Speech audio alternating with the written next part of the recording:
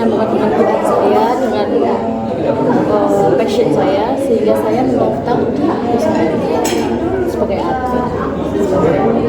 Kalau boleh tahu nih Kak, kenapa Kakak kok tertarik dengan posisi admin? Karena saya sebelumnya pernah bekerja menjadi admin di sebuah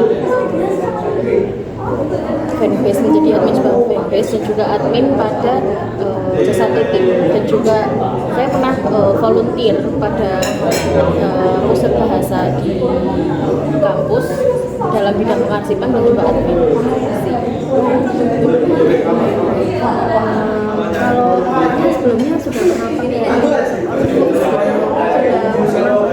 Ya, dalam pekerjaan saya itu ya karena di bidang pengarsipan dan juga administrasi, sehingga pasti menggunakan Microsoft Office seperti Excel, PPT ataupun Word, sehingga hal tersebut membutuhkan sertifikat ya dalam pekerjaan itu, dan juga skill, kemampuan dalam menggunakan Microsoft Office. Dan saya mengikuti kelas pelatihan untuk mendapatkan sertifikat tersebut, dan dalam pelatihan tersebut saya mendapatkan nilai yang cukup untuk menjalankan Microsoft, menggunakan Microsoft. Kalau dari yang pengalaman Kakak tadi menjadi admin gitu ya, itu menggunakan Microsoft Office-nya ini hanya pengolahan data sederhana atau juga dengan yang profesional gitu Kak?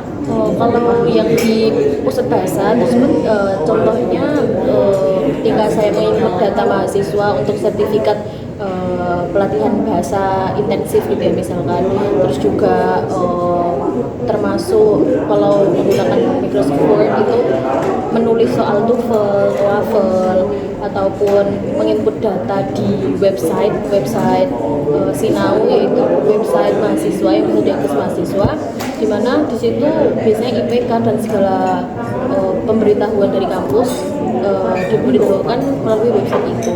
Kemudian kalau dari pekerjaan saya, pengalaman pekerjaan saya sebelumnya yang jadi admin di admin fanbase, itu biasanya mungkin membuat rancangan anggaran itu di Excel, dan juga membuat laporan keuangan ketika setelah selesai event, ataupun membuat pengarsipan data dari event-event yang telah dijalankan. Berarti apa ya, dalam kesehariannya sudah sering pakai gitu ya? Iya. Sudah terbiasa. Kalau Kakak sendiri punya cara nggak untuk memastikan datanya yang Kakak kelola itu akurat gitu?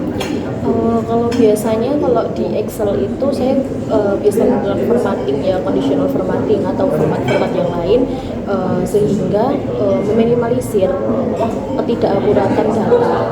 Namun kalau untuk Word, PowerPoint atau Excel yang tidak bisa menggunakan format, pasti saya menggunakan saya mengecek, dan juga saya terbiasa mengelompokkannya menjadi satu, dan juga terorganisir secara terstruktur.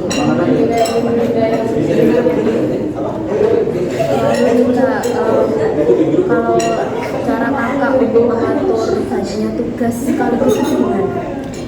Kalau saya, karena saya juga sedang kuliah ya, jadi ketika kuliah pun saya terbiasa ketika sambil bekerja di pengalaman saya sebelumnya, dan juga ada tugas, juga kegiatan UKM dan lain-lain organisasi, itu saya terbiasa membuat planner, sehingga saya mengetahui mana yang harus lebih dahulu saya kerjakan, dan juga membuat deadline. Jadi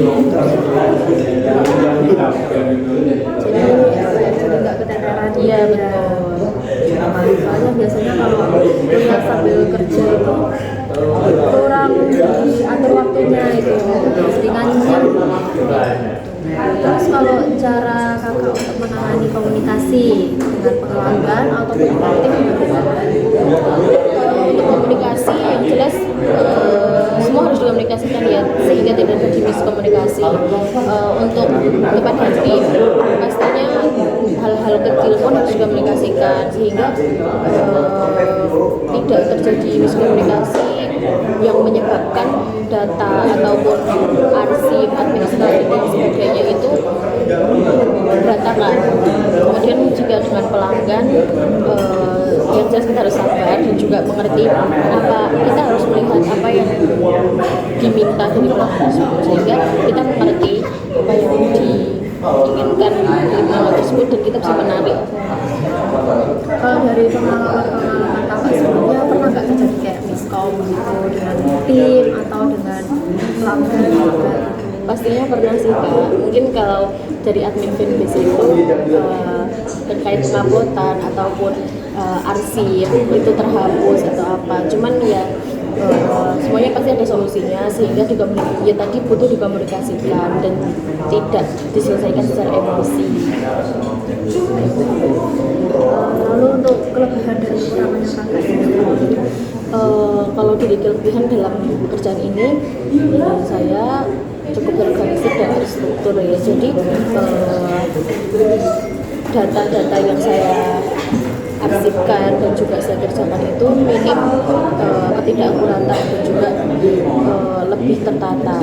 Tapi untuk kekurangannya itu karena hal tersebut saya jadi lebih sering berfokus pada hal kecil sehingga saya kurang memperhatikan yang lain. Cuman hingga saat ini pun saya masih berusaha untuk memperbaiki hal tersebut dan menjadi pribadi yang lebih baik. Kakak itu asli di sini? Enggak, saya Oh, kakak nanti kalau misalnya kan ini kan perusahaannya agak jauh ya dari kalau saya lihat di sini.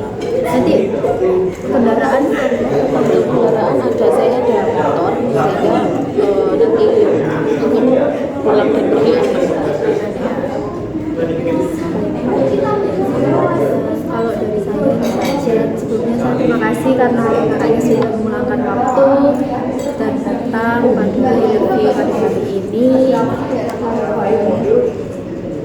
Semoga nanti kedepannya kami bisa bekerja sama ya dengan kakak, dan untuk info selanjutnya nanti akan diinfokan ke email kakak atau ke nomor telepon yang sudah tertera di sini. Terima kasih ya kak. Ya, saya juga berterima kasih telah diberikan kesempatan untuk interview menjadi admin di sini. Semoga bisa menjadi pertimbangan ibu untuk mempertimbangkan saya di sini. Terima kasih ya kak.